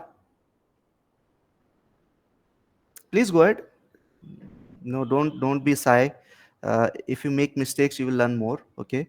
And there is that, I know there are beginners also that Can you repeat the question? yeah. So we just understood that all the assumptions, for a control chart to work, our assumption of normality has to be there, right? All data should be normally distributed. My question is, if there is non-normality in your data, if your data is not normal, then one, to certain degree of non-normality in your data, since you're taking subgroups, if you increase the subgroup size, your non-normality can be managed. Still, there is a chance that your data is non-normal. What can we do about it? Bring down the standard deviation. You still, your data whether your data is normally distributed or not will not change by reducing your standard deviation or reducing your variation in the process, right? If it is following a Weibull distribution, if it is following a binomial distribution, a Poisson distribution, or any other distribution, exponential distribution, let's say, right? It will, the pattern of your distribution will not change by reducing your variation. Have you heard something that can be done when your data is not normal? Either we can increase the subgroup size or we can go ahead with the transformations. Very good. Who is that? What's your Sagar name, sir? sir. Sagarji. Yeah. Where did you learn about this? Actually, I was part of some Six Sigma training, so I Great, got there. great. So, have people heard about Box-Cox transformation? Anybody heard about it apart from Sagarji? Yes, sir. Yeah. So we do data transformation, okay, to transform a non-normal data into normal data. Okay. Non-normal will, I'll, since we do not have enough time, I'm not going into the depth of Box-Cox transformation and everything, but there is a possibility of doing a transformation here. Okay. So this is all about the statistical analysis module. Just to explain it, since I already have something, I'll go to the real-time SPC module. Okay. So as of now, I just covered this point in our webinar topic, why normality assumption is crucial in SPC and what to do if the data is non-normal. Okay. So if the data is non-normal, we can do two things. Can anybody repeat what are the two things that we can do? Is the subgroup size or Subgroup go for size. a transformation? Go for a transformation. Okay. So I'll explain about transformation in the next session. We also covered logic behind the 8 Nelson's rule. We have not covered all 8. We covered rule 1, we covered rule 5, we covered rule 7 or something. You can, in similar context, you can look at different kind of things. Okay. So I'll explain little more about the remaining part. It's 12:30 now. I was hoping it'll expect, so we'll close in 1.5 hours. Just bear with some more time with me. Okay, so we'll talk about real-time SVC module. So unlike the previous module that you were seeing where I could copy and paste my data or enter some values and do certain analysis, in real-time SVC module, we do some bit of configuration. Okay, configuration means I create my work units. Work units means it can be different factories. It could be different areas within your factory. We configure your machines, different parts, units of measure, different type of characteristics. So all those things are configured. Once you configure, what we have is the SPC schemes. Okay, in this, I think we have not given you the rights for deleting data or editing data, but you can add data in the software. So how to navigate from here? If you have to create certain control charts, right, we could have created by coming here, but I think you will not have access to this. Okay. uh, but you can see what is already there. Okay. So let us say I'm an operator. I'm taking some sample from the soft floor and I'm doing some measurement. I could be operator, I could be somebody in the lab. Okay. So let us say I'm collecting sample from a part, uh, you know called DNCF 1818 black. Okay, I just entered black here. It filtered all that parts. I can probably manufacture this from multiple machines, so I will select only the machine that I'm interested in. And out of that, I have multiple parameters. Okay, some of them we have configured as Xbar-R chart. Some of them we have configured as I-MR chart for just for demonstration. Some we have configured as U chart. Some we have configured as P chart. Okay, depending on the type of variables. Okay, so for example, if I'm collecting variable data in subgroup, it is X-bar-R. If I'm collecting variable data as individual, it is I-MR chart. If it is defective data, like light bulb is glowing or not glowing, right? So those are the kind of things we have put in P chart. There are certain things which is, how many scratches or how many rough edges per meter of something, that can be U chart. So different type of charts have been configured for each of them. Let us say I'm interested in one of the parameter called weft. Okay, some fabric strength weft or something. Then I want to capture data. If I want to analyze, I have my analyze section. If I want to capture data, I have my data capturing data. So I can either capture data individually, one by one, yeah, or I can capture data in bulk. Okay, so if I have data in, if I'm storing my data currently in Excel sheet, I can go to my Excel sheet and let's say some values are there. I'll not save this data, but I'm just copying and showing. So I can copy and paste my data also, and I can submit and I can store it, right? I can have my different times. I can store it. So when I do that, I will get a control chart. Now the control chart can be based on my historical mean and sigma. If I set my historical mean and sigma, then based on that it will create my control chart. If I have not set my historical mean and sigma, then it will calculate my control charts based on the value that I already have. Okay, so this is one. So usually what happens is, instead of one parameter, we have multiple parameters when we manufacture, right, for this particular part and equipment combination, let us say. So all of them are listed here. I can navigate from one to the other. So let's say right now I was looking at fabric strength weft. I can navigate to another parameter called uh, weight per square meter, let us say. Okay, then I get a different control chart. You would have noticed that the right side got changed here. Now since this has been set as an X-bar-R chart, I am getting let's say I've set the subgroup size as 4, so it will ask me to enter 4 data at the same time. Similarly, for a bulk data capture, it will, instead of one column, it will give me 4 column. So this is just to help you understand, so that you can navigate from the software that you already have. Okay, but now we are more interested in the analysis of the data capturing. We understood, right? Let's say again, this is the format for X-bar-R data capture, one by one. Fabric strength weft, if I go to, this is the data capture. I can capture only one data at a time. I can do that.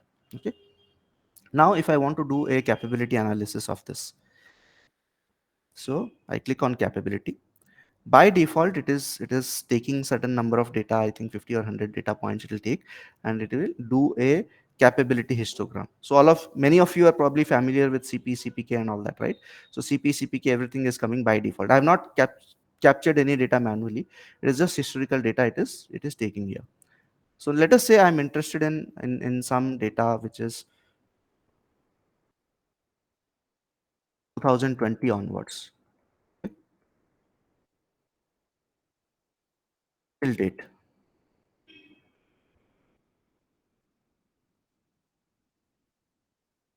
Okay, and I submit it, whatever is the by default option, I'll take that.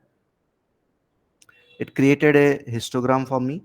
I can notice from here there are certain out of specs. Okay,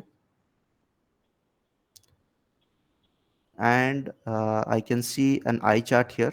Okay, if I want to drill down and understand what happened in this area, I can select it. I can drill down and understand, and I see a normal probability plot. Okay, so normal probability plot is something that I will use to understand whether my data is normally distributed or not. Okay, you see this line, normal probability plot. Okay, so if most of the data are on the line, you can assume that it is normally distributed. There is some outlier here. Okay, so I have to remove this outlier and then recheck it whether my data is normally distributed or not. Okay, so since this is like public tenant, anybody and everybody can enter any data, uh, but if it is removed, then mostly it will become normal, because all of these values are falling in this line. Okay, close to this line. If it is non-normal data, then you will see a pattern like this. Okay, and sometimes you get a pattern, a different kind of pattern. We'll cover that little later. If it is not normally distributed, what you need to do is you have to select the use optimal lambda. Okay, by selecting use optimal lambda, you can do a transformation of this data. Okay, and then it will transform the values to make it normal, and then based on those transformations you can do the analysis of the data. Okay, conceptually everybody understood? Anybody has any questions on the normal probability plot?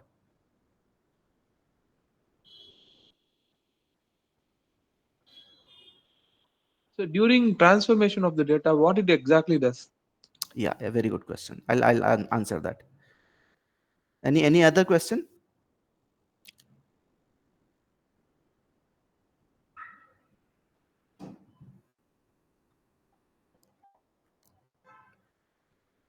Okay, I'll answer this question. Okay, so uh, let's say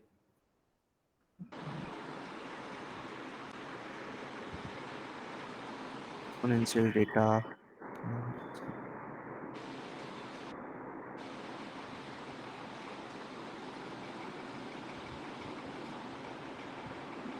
Okay, so I don't have it anyway. Anyway, let me uh, use this example. So what it does is, let's say, I have some data. Uh, let's just not.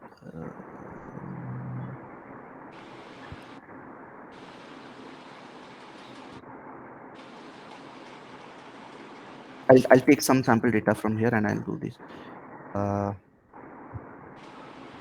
Yeah.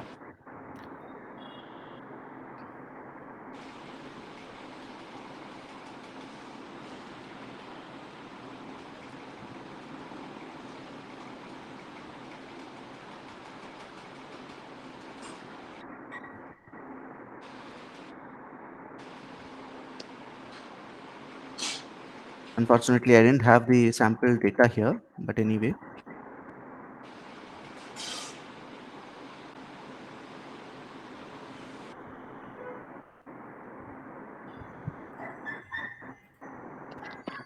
Yeah, I'll take this data.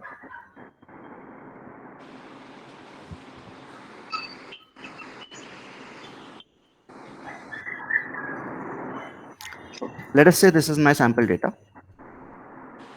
Okay. Now, what happens during transformation is the software finds an optimal lambda. Okay. So optimal lambda is a value between -5 to 5. Okay. Optimal lambda is a value between -5 to 5. Okay. Let us say that value is, 2. Okay. So what it will do is it will do a power transformation.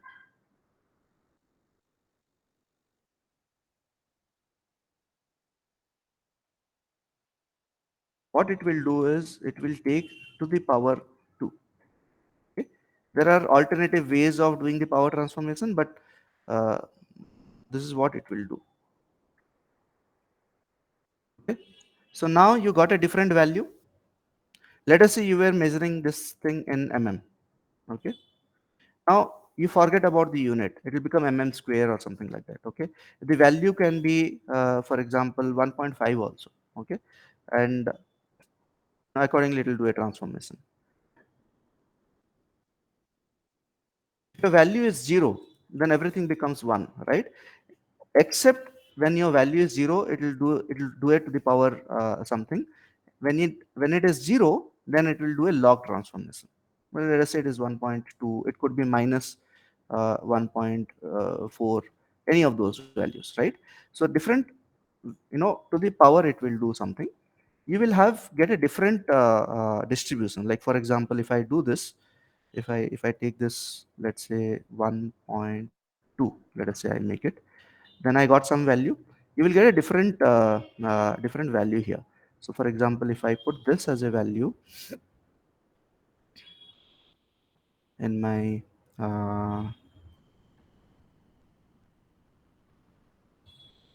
statistical analysis module, and I do a histogram, for example.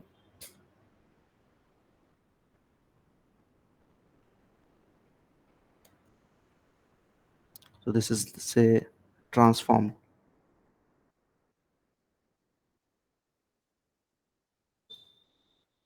Okay.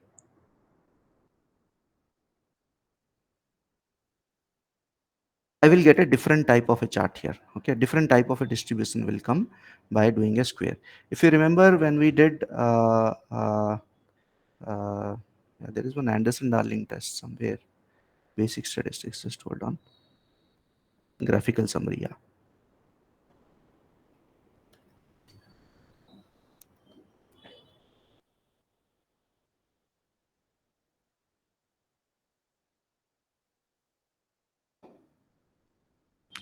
So in this, you see there is this Anderson-Darling test, p-value. Okay, p-value of Anderson-Darling test is still not normally distributed, but when you do a transformation, we have to check this Anderson-Darling values test, whether it is normally distributed or not. So basically, what it does is it transforms your non-normal data into some power transformation, and then it tries to make your distribution normal. Okay, it will find the optimal lambda. The software will find the optimal lambda, and then based on that it will transform this value. Okay, this is what your transformation happens during transformation. After that, it will also transform your upper specification limit, lower specification limit by the same transformation. Let's say it has raised all your values to the power of 1.2 or 1.5, then it will raise the power to 1.2 or 1.5 for lower specification limit, upper specification limit, and everything. After that, it will also calculate your upper control limit and lower control limit based on your transformed data. Instead of taking your original data, it will take your transform data, and then it will see which are the rules which are applicable, and then based on that it will calculate your CP, and everything. Did I answer your question? Yes, sir. Yeah. So transformation will, yeah. So what will happen is after that you will see a non-normally distributed data will become, will tend to become a normally distributed data. Okay. So this is an attempt. There is no guarantee that it will be able to transform your data. One typical case where transformation doesn't work is when you have used the wrong least count. Wrong least count means what happens is, your variation is low in your process, but instead of taking values in decimals, you have kind of taken less number of decimals. Let's say 3 number of decimals are required because of variation is very low in your process. Instead of that, you have taken without any, for example, people have rounded off values. If you have already rounded off, I think somebody is on unmute. Can you mute yourself, please? Yeah. So let's say it is rounded off the values. I round up the values. People do this without knowing the consequence.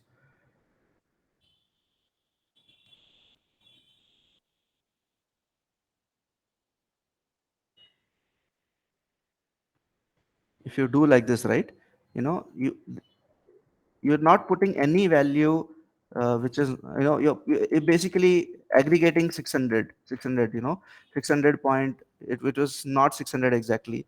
You're basically grouping a lot of data. So those kind of scenarios, even the transformation will not work, and those kind of scenarios you will see the dots are lined up vertically like this. So whenever you see a lines are all, vertical lines in the normal probability plot, then you know that there is a least count problem, right? I basically artificially suppressed my least count. So because of that, you will get a non-normal data, and no matter what transformation you use, Box-Cox, Johnson, any kind of transformation you do, it will not be able to solve the problem. A non-normal, naturally non-normal data, this is like artificially created, right? A naturally non-normal data, it can attempt, probably 80% of the time it can attempt to make it normal, and then it can work. Okay. And then based on that it will calculate my CPK and everything, and it works like that. And let us say I want to get, how many of you have you heard about capability 6-pack? Have you heard about capability 6-pack in Minitab? Yes. Yeah, you can also generate a capability 6-pack report here. Your eye chart, your capability histogram, moving range chart, normal probability, all of these things can come together and you can download this report as a PDF. Okay, so I downloaded.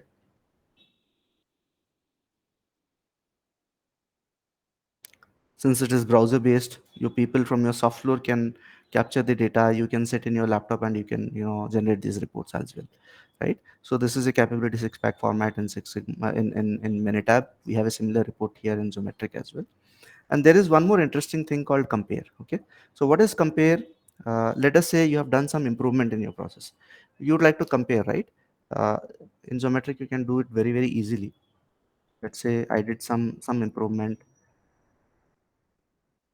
I want to take 2020. Usually you shouldn't take years of data together, it will be too much. But since I don't have much data here, I'm just taking it here, right? So let us say 30/06 2022. 2022. Again 30/06 2022. 01 01 AM and 22/10/2020 PM. Already 12:30. So I can compare across the machines, like if the same part and variable is associated with multiple machines, I can compare across machines, or I can compare with the same machine for 2 different periods also, right? And I do a comparison. It did some, below this you will see certain graphs. Probably we didn't select the right period for making it a good comparison, but you can see certain comparisons here, right? How the process behaved in 2 different periods visually. It will also do a interpretive analysis for you. Okay, here it is saying the mean, mean of the 2 period. Okay, did it change or did it not change? Little more advanced concepts are null hypothesis and alternate hypothesis, but essentially it is trying to see whether mean changed or not. So you see the p-value. P-value is 0.31, which is greater than 0.05, right? It is saying the process mean did not change significantly because the p-value is 0.05, greater than 0.05. Okay, but my standard deviation changed significantly because the p-value is less than 0.05. Then you can compare these values, right? You can see comparison, the same equipment, same part, same variable, from and to time, min, max, mean, standard deviation within. Okay, standard deviation overall. So all these values are there. CP, CPK, PP, PPK, all of these things are there. You can see what improvement happened in your process very easily.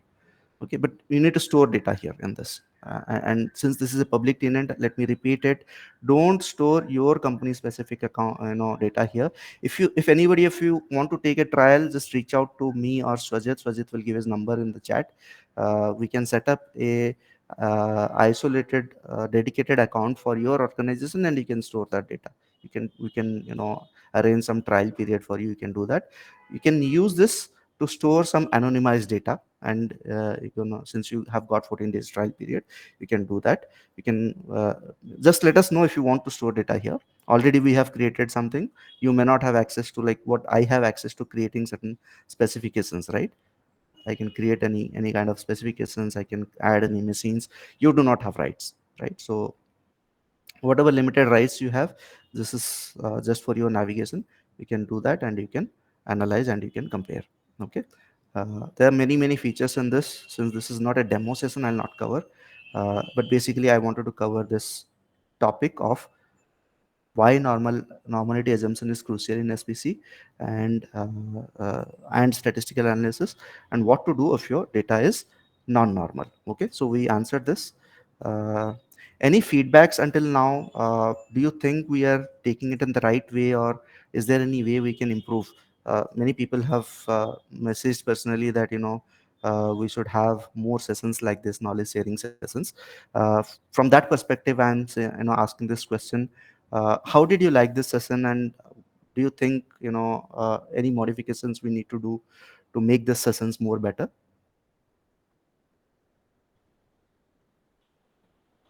Team? Yes, obviously. I'm sorry, go ahead. Yeah, it was more of an problem solving using analysis statistics. Okay. Yeah. Um, could have been what to say. You explained control charts, Xbar-R chart beautifully. I have been using Xbar-R, I-MR, and the NP charts, Hmm. so it was easy for me. But Hmm. what to say, I expected a bit more analysis, more on problem solving methods similar. Okay. It was Problem solving approaches, you are saying yeah, different type of problem yeah, solving yes, approaches. Yeah. yes. Okay. Okay. I Yeah. expected that. ஆமாண்ணா. Yeah. What else? இப்ப நான் Noted. கம்பெனில இருக்கேன் ஆக்சுவலா. நான் சரி Yeah. நான் கால் பண்றேன் நான் ஈவினிங் வந்துட்டு. Sorry, somebody is speaking on phone and unmute. Yeah, please mute yourself. Yeah. Anybody else? Any other feedback? Hello, sir. Yeah. Yes, sir. I just had a question that while using SPC charts, when to use X bar R chart and when to use X bar S chart, sir? Because I read somewhere that if subgroup size more than 10, you have to use X bar S chart, and Yeah. if Yeah. less than 10, it's X bar R chart. So, Yeah. So we use X bar S chart when subgroup size is more than 8. You can always use, you can use X bar S chart uh, if it is more than 5. Okay. If it is less than 5, we do X bar R chart.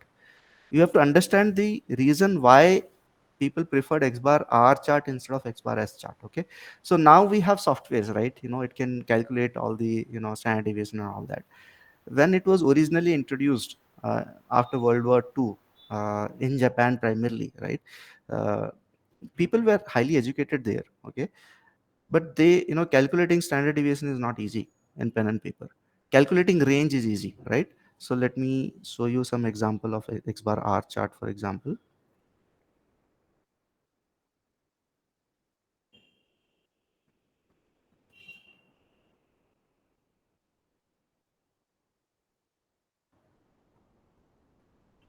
See what you need to do to write an create an X bar R chart if you're not using a software is mean, right? Mean is easy. 5 samples, you take average of that, plot it. Range means max minus mean. Okay, that is easy. So more than the correctness, it was the A's of calculation which help them take a decision of X bar R chart. X bar R chart is also an approximation because we are approximating the within standard deviation and between standard deviation from the range. Okay, within the subgroup, I am calculating range, and then I'm using a D2 formula to calculate what is my expected standard deviation there. And based on those standard deviation, I calculate my upper control limit and lower control limit. Okay. Uh, that is the reason why X bar R chart is introduced. If you can, then better to go with X bar S also, right? Because X bar S is more accurate. But if you have less values, less than 8 values, then you are not even, there is no additional value in X bar S chart because your standard deviation becomes accurate only after taking 8 or more values. Okay. Actually, the standard deviation becomes really good. It becomes representative of your population when your sample size is 20 or more. Okay, since your sample size is 20 less than, if your sample size is less than 8, then go with X bar R. If your sample size is more than 8, go with X bar S chart. Did I answer your question? yes, sir. Yeah. Any other questions or feedback? So just to answer your question, the first question that you were expecting more on problem solving methodologies, this topic was more about problem solving using statistical analysis. Okay, so the first, there will be multiple sessions in this. I can take more, advanced topics, a little more advanced topics on hypothesis tests, ANOVA, MSA. So all those things we will do little later. Probably, little more problem solving can be done through hypothesis test. We can have one more session on that. But this is again, the idea is more about problem solving using statistics. If you want a general problem solving approach, how to do root cause analysis, fishbone diagram, 5i analysis, your fault tree analysis, I will have a different session for that. Is that okay? Did I answer your question, sir? Yes, sir. Okay, so this was more from a statistics perspective. So, I focused on the basic thing in Yeah. statistical problem solving, which is normal distribution and why normal distribution is important. Okay, Yeah. Yeah. yeah, Thank you.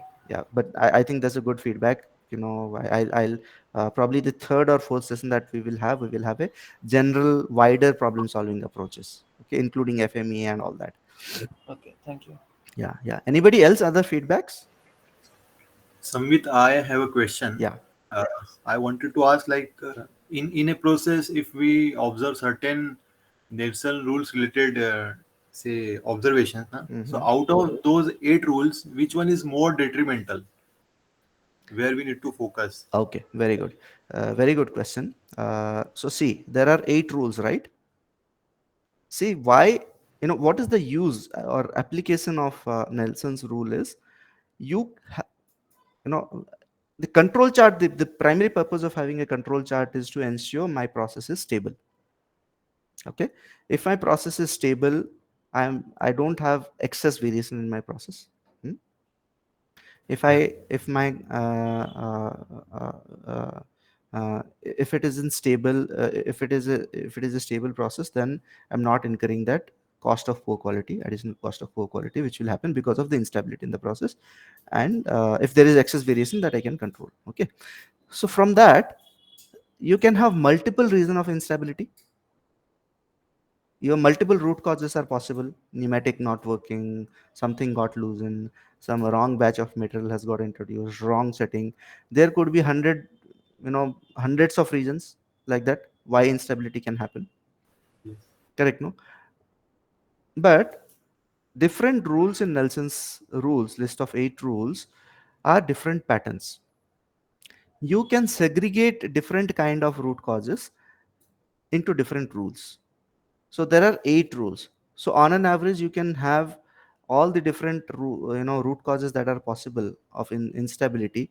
You can divide them into 8. Okay, if not 8, at least 4 or 5 rules. The first 4 rules are very common rules. So you can divide those root causes into at least 4 or 5 categories or 6 categories. So that way, what happens is, since you're looking at the pattern of the data, like for example, rule 1 has happened. What is rule 1 saying? Suddenly something went up and then it came down. Okay, it is saying problem indication. One sample is grossly out of control. What could be the possible root causes? Setting change. Okay, something broke down, something got loosened. Those are the possible root causes. So when you see a rule 1, you should look for those rules. Another interesting thing you should see is rule 1 is so unlikely to happen. It is so unlikely to happen. If this has happened and you're seeing only one point and you're not seeing multiple point above my 3 standard deviation limit, then the operator already knows what is the root cause. Okay, how can I be so confident that the operator already knows what is the rule? Because first, it is very, very unlikely for some point to come here. It is even more unlikely for it to come down. Did I make sense? It is very, very unlikely for some point to go above 3 standard deviation limit. It is even more unlikely for the value to come down automatically on its own. Did I make sense? Yes. So in this situation, your operator already knows what is the root cause. So you simply have to go and ask them, don't have to make them statisticians. Simply go and ask your operator at 11:30 a.m. at this point, my chart is showing something went wrong. You corrected it. That is why the graph is inside. What correction did you do? And note down that as a root cause. A lot of time operators don't want you to know the root cause because they feel insecure about their job. But as experts, our role is not to, more than the sense of security to them, our role is to ensure stability of the process and reduce the cost of poor quality. So ask them what went wrong. You will see emergence of certain pattern, that certain kind of problems are happening. Like in one of the industries that I consulted and I gave them some solution. This was happening on a regular basis. When we found out the root cause, we found that there was some nut which was getting loosened after some period of time, right? And because of that, certain instability in the process was getting introduced. We removed that nut and put a clevelock nut, which basically will not get loosened on its own. So once you set it, it is fixed. So we use like one time use kind of nuts. It's a deformed nut, it's an oval shaped nut. You can use it only once, but once you put it, it'll stay there until you change the setting or change, remove it. You have to put a new one. But nut cost me hardly 7 rupees, 8 rupees, 10 rupees kind of thing. But it saved like lakhs of rupees from my production. Okay. So those kind of solutions will emerge. So this is rule one. Rule two is saying that certain points are slightly above my center line. So this is a big shift. Okay. This is the most detrimental thing you should look for initially. Okay. Your question was which is the most detrimental thing. All of them can be detrimental depending on what kind of a problem you are trying to solve.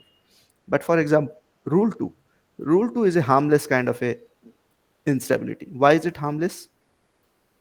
What rule 2 says is 9 or more points in a row are on the same side of the mean, but it has not crossed your uh, uh, uh, 3 standard deviation limit. So you're still probably within your specification, or if you're going out of spec, that's a different kind of a scenario.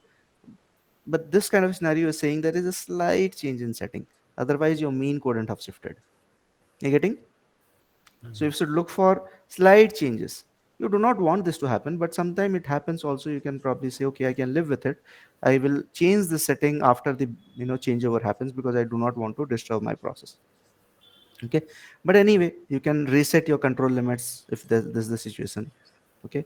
Rule 3 is saying 6 or more points in a row are continuously increasing. Okay. So after rule 1, I would say rule 3 is more important because it is a pattern. It is a pattern. What it is not showing a trend here, but it is saying certain points are increasing, increasing, increasing. What will happen if I don't take an action? Will cross the limits. It will cross the limit. So something has not gone wrong. It is slowly going wrong. If I don't take action, then things will go out of spec. Then I will start incurring cost. Okay. Cost of poor quality. So different kind of rules, different kind of patterns, different kind of scenario, you can decide what is critical for you. All of them are critical, actually. All of them are critical. None of them should actually exist. If you're seeing, the good thing about implementing SPC is if you're implementing in real time, if you're doing postmortem analysis, which a lot of companies do because their customer asks them, then you're not actually improving the process. You're just simply satisfying the customers. You're just taking off your audit requirement. Okay. Right. Then there is no use. I'm like, people manipulate the data later on. If they see any data which is outside the control limit, then they manipulate the data. But it is not changing the fact that your process is not going direct online. You have to do the pre-dispatch inspection. Your customer has to do an inspection, incoming inspection. So all those cost of appraisal will not go away. Your cost of rejections will also not go away, right? uh, Everything will stay. So if you're implementing SPC in the true sense, implement it as a real time, right? If it is not real time, at least semi real time, start capturing data at least every 1-2 hours from your lab or in your soft floor. Then you can take corrective actions immediately whenever it is required. By doing that only, okay, you can reduce the unnecessary variation in your process, you can reduce the instability in your process, and by doing that, you actually reduce your cost of poor quality. Did I answer your question? Rule 1 is very critical. Already things have gone wrong. Okay. Other rules are less critical. Out of that, you should look for rule 3. Rule 2, probably you can live with it, but why? If you can actually change it, why don't you do it? Rule 3 and this is an interesting rule. Rule 4. Okay. 14 points in a row, alternating up and down. Okay.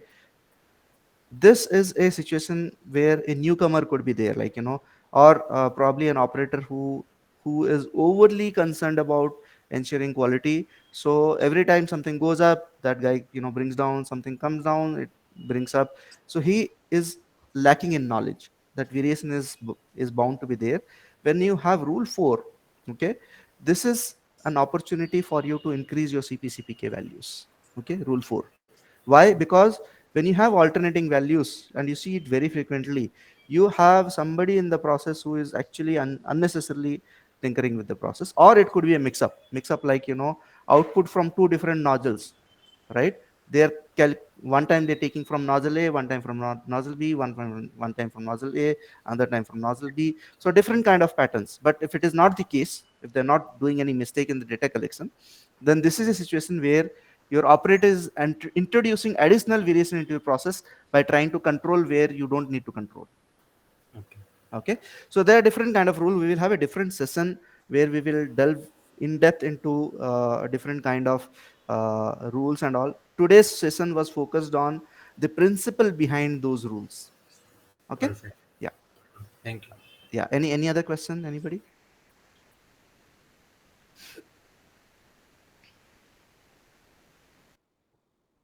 Yeah. So it's already 1 p.m. We will stop this session. Okay. Sajid, you can give your number in the comment, or let me see if there are any questions anybody asked. If you need a demo account, yeah. So he has given the phone number and the email ID. Where was any? What did anybody face any problem in using the software?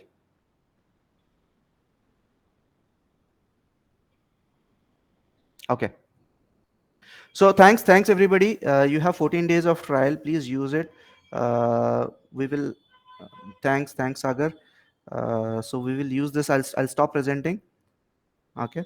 So it was. I think there were very good questions asked by people in this team. Uh, we can discuss and we can schedule the next session maybe next week or week after that. Okay, I'll give the topics beforehand so that you have you can read up, do some pre-read also. Next time I can do that pre-reading material also. I can send so that you can prepare and you can come back. Okay, so thanks everybody. You spent some time on Sunday for your own learning. Hope this helps. Thank you. Yeah, reach out to Swajit Thank on you. this number if you need any help. Yeah. Thank Thank you, you. sir. Thanks Yeah. everybody. Bye bye. Bye. Thank you, sir. Yeah. Thank you, sir.